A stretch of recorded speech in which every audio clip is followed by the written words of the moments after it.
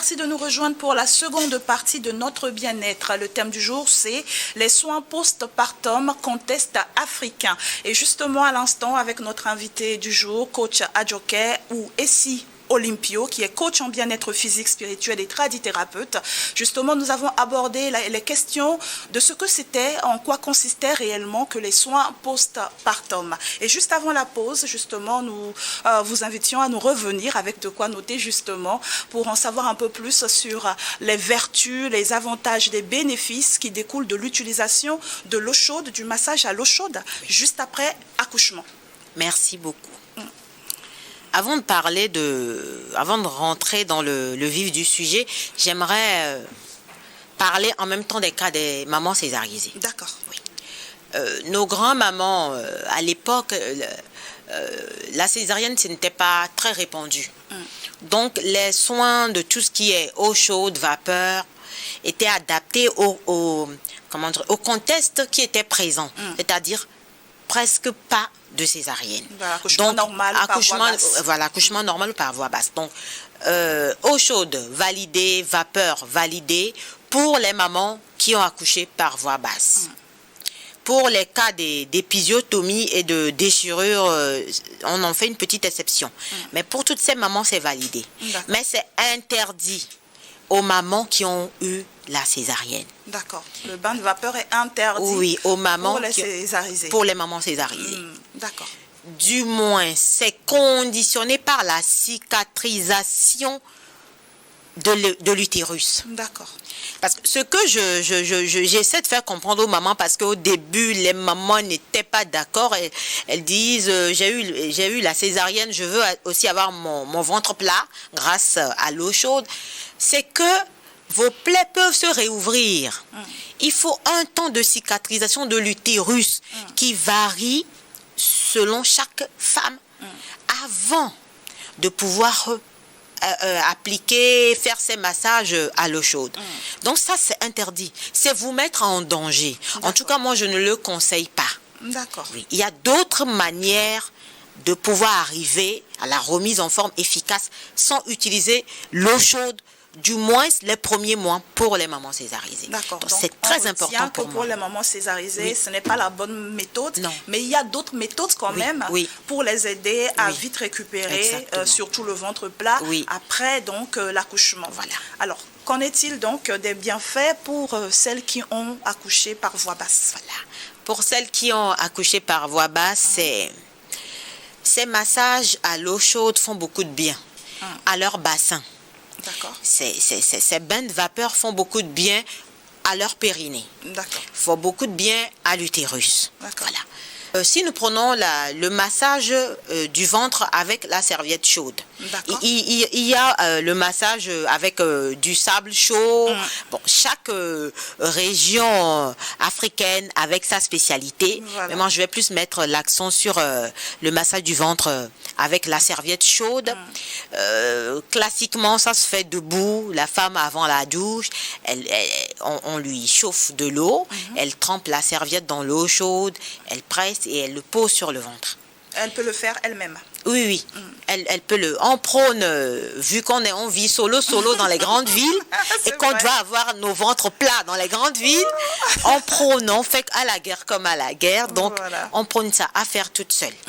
Maintenant, moi, sur le terrain, j'ai remarqué une efficacité plus élevée quand la maman, elle est couchée. Parce que quand la maman est debout, l'utérus est sorti de son, permettez-moi l'expression, de son cage. Et juste après l'accouchement, l'utérus reste toujours volumineux. Oui, c'est vrai. Reste toujours gros. Parce que s'étend épaissi, vous voyez.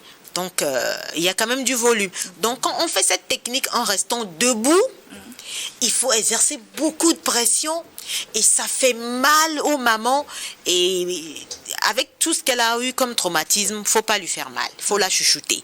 Donc moi je propose que la maman se couche Elle peut se mettre assise, elle presse sa serviette chaude, elle se recouche, elle dépose juste la serviette sur le ventre. C'est très efficace. Parce que pour qu'on soit sûr d'être sur la même longueur d'onde, il faut juste poser la serviette chaude sur la zone pelvienne. Juste la poser. Il ne faut pas appliquer, exercer une pression.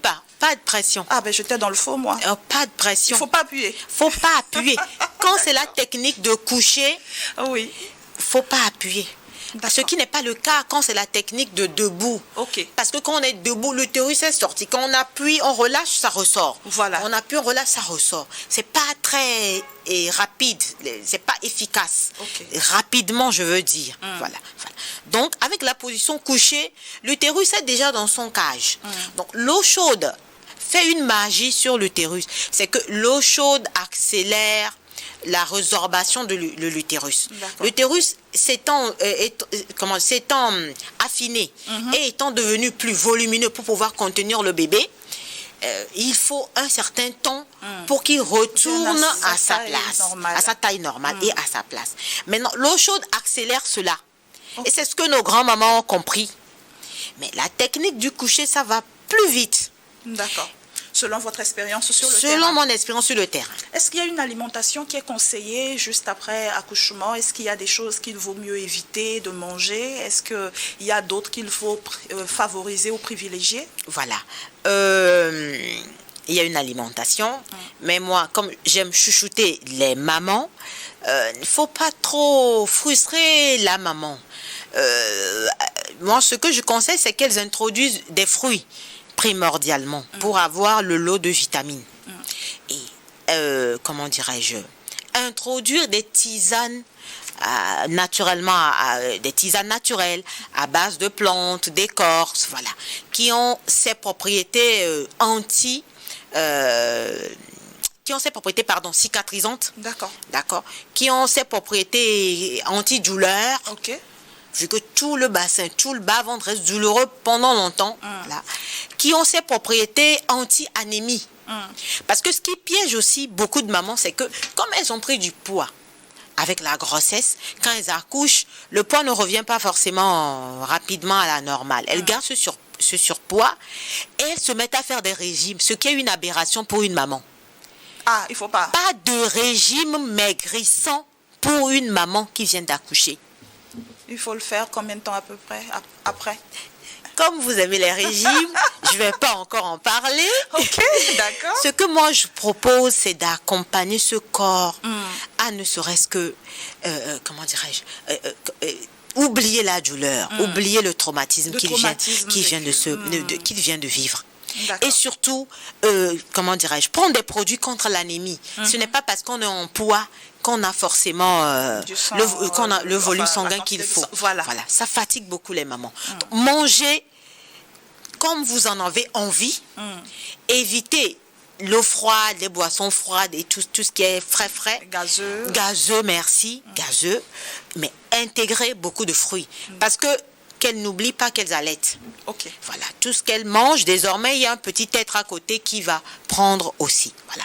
Maintenant, à partir du 2e, 3e mois, quand l'utérus va retourner à sa place, bon, même en allaitant, c'est pas conseillé les régimes stricts de perte de poids. Il faut laisser la perte de poids s'installer progressivement. Voilà. D'accord. Alors, j'aimerais spécialement savoir ceci. Pour celles qui n'ont pas eu la chance de bénéficier de cet accompagnement, pour ceux qui n'ont pas eu peut-être un aîné à côté pour leur montrer la voie à suivre, et qui aujourd'hui, des années plus tard, se retrouvent toujours avec le ventre, les kilos superflus, est-ce qu'il y a un espoir de récupérer ou de retrouver du moins sa silhouette d'antan? Oui, l'espoir est permis. Il y a de l'espoir. D'accord. Comme j'ai attaqué le cas de la césarienne, il y a certains types d'exercices que les mamans devaient éviter quand elles ont accouché. Mais qu'elles font? Parce qu'on leur a dit, il faut te mettre au sport, il faut perdre du poids. Non. Il y a certains exercices qui épaississent les muscles abdominaux, rendant difficile, l'obtention, la perte du ventre, l'obtention du ventre plat après. Quand on est une maman, perdre le gras du ventre n'a rien à voir avec perdre le volume de l'utérus. Okay. C'est deux choses quasiment différentes. Vous pouvez garder le volume de votre utérus, mais avoir un ventre qui n'a pas de gras, la peau du ventre qui n'a pas de gras. Donc ces astuces, ces techniques de grand-mère attaquent l'utérus. Okay. Voilà, ces tisanes, ces exercices, ces massages de ventre, l'attachement du ventre, le périnée, tout ça, ça contribue à ce que l'utérus se résorbe.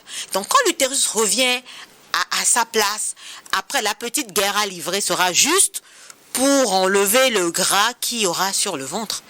Ça, c'est important de le souligner aux mamans.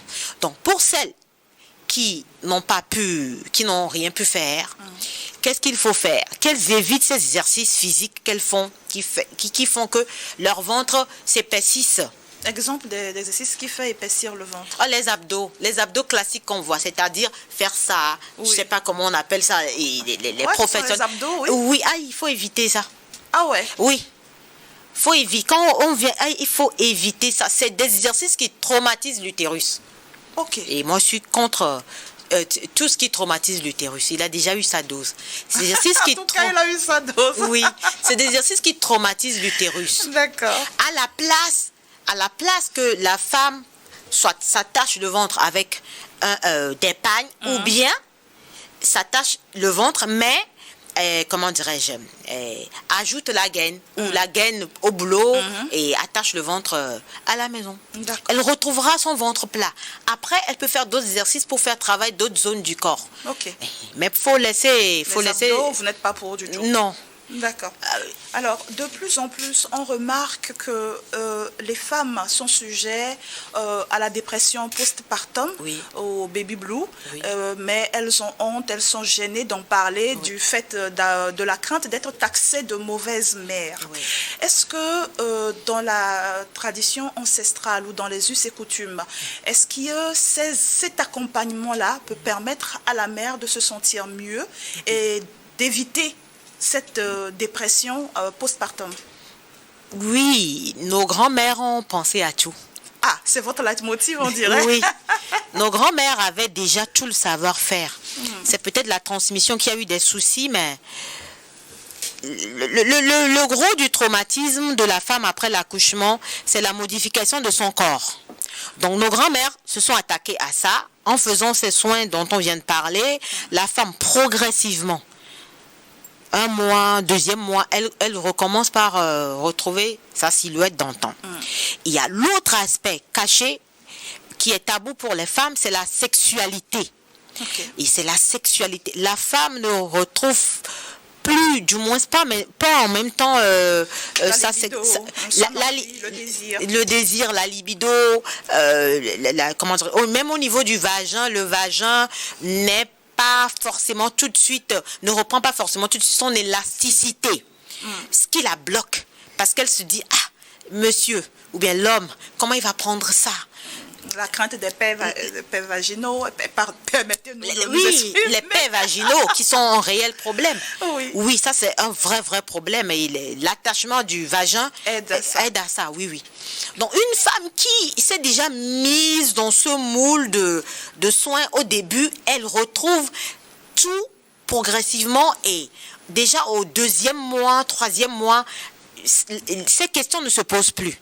Je me demandais à savoir si c'est pas peut-être la solitude qui fait que certaines femmes sont plus sujettes que d'autres. Parce que avant, comme vous l'avez dit, quand une femme est déjà à terme, il y a tout un dispositif qui l'accompagne. Soit sa mère est là, soit on envoie des cousines, soit il y a des tantes, soit il y a il y a toujours quelqu'un à côté qui l'aide à prendre soin d'elle, à prendre soin de l'enfant. Mais de plus en plus, nous sommes dans une société moderne, on est de plus en plus indépendante. Donc, tout le monde est occupé. Personne n'a vraiment le temps de laisser ses activités pour rester chez l'autre. Donc, il faut apprendre à tout faire soi-même. Est-ce que cette solitude, le fait d'être fatigué, de saigner, d'avoir mal dans toute sa zone sexuelle ou de reproduction, voilà, et de devoir encore s'occuper d'un autre et de soi-même. Mais c'est pas tout ça qui sont des facteurs à risque pour la dépression postpartum. Exactement. C'est tout ça, parce que les femmes sont livrées à elles. même si elle a eu une femme de ménage, elle ne peut pas abandonner son intimité à une femme de ménage. C'est compliqué. Et j'en ai fait ma lutte depuis 2022, où j'accompagne sur ma page en mettant des astuces, c'est-à-dire, si vous venez sur ma page, c'est une grand-mère qui est là, qui vous accompagne du début jusqu'à la fin, quand vous accouchez. Et ça fait chaud au cœur. D'accord. Donc, si je comprends bien, je me retrouve seule, moi, peut-être dans cette ville, où je suis orpheline de père et de mère. Les tantes, les oncles, bon, c'est pas trop ça, ou peut-être les liens ne sont pas trop intimes. Et heureuse nouvelle, je suis enceinte. Dieu merci, j'arrive à terme, j'accouche normalement. Mais je n'ai pas d'aide. Je peux donc me tourner vers vous pour me trouver l'accompagnement, une maman qui peut bien m'aider à laver l'enfant ou même à avoir les soins qu'il me faut pour vite récupérer. C'est ça? C'est ça, c'est exactement ça. Ah d'accord, ça fait chaud au cœur. C'est exactement ça, c'est ce que je fais depuis, comme j'ai dit tout à l'heure, depuis 2022. D'accord. Moi, mon but, c'est de rendre chaque femme autonome et de transmettre ce savoir-là qui est en train de disparaître. Donc, je coach les femmes, je les assiste, pas à ce qu'elles soient dépendantes tout le temps, mais à ce qu'elles soient assistées un temps, mais qu'elles prennent leur autonomie, qu'elles prennent la relève. Surtout que vous savez que tout est dépense. Voilà, donc si elles s'offrent un coaching, ne serait-ce que d'un peu de temps, quel est le nécessaire. Mais mes techniques ont été réinventées aussi pour les mamans, même solo, où il n'y a pas monsieur, où il n'y a pas de femme de ménage. Une maman qui suit mes conseils de grand-mère, elle doit pouvoir toute seule prendre soin de tout, juste une question d'organisation et retrouver son physique après l'accouchement. D'accord. Est-ce que vous entretenez également les nouvelles mamans sur les questions de contraception? Oui, exactement. Ça dépend de chaque algorithme, si je peux me le permettre. Il y a des mamans qui vivent en couple, il y a des mamans seules, voilà, et tout. Mais il y a celles qui veulent avoir d'autres enfants et celles qui n'en veulent plus. Oui, celles qui n'en veulent plus, donc c'est compliqué. Je me dis, vous venez de subir des bouleversements hormonaux. Donc, évitez des bouleversements hormonaux lourds, d'accord, lourds après l'accouchement. D'accord. C'est-à-dire, laissez respirer votre corps. À la limite, optez pour des méthodes contraceptives locaux. Naturels, locaux, dont les spermicides, dont elles peuvent se procurer en pharmacie. Ces méthodes contraceptives ne sont pas des méthodes hormonales, d'accord, c'est des méthodes, voilà, c'est local, quoi, en fait. C'est local.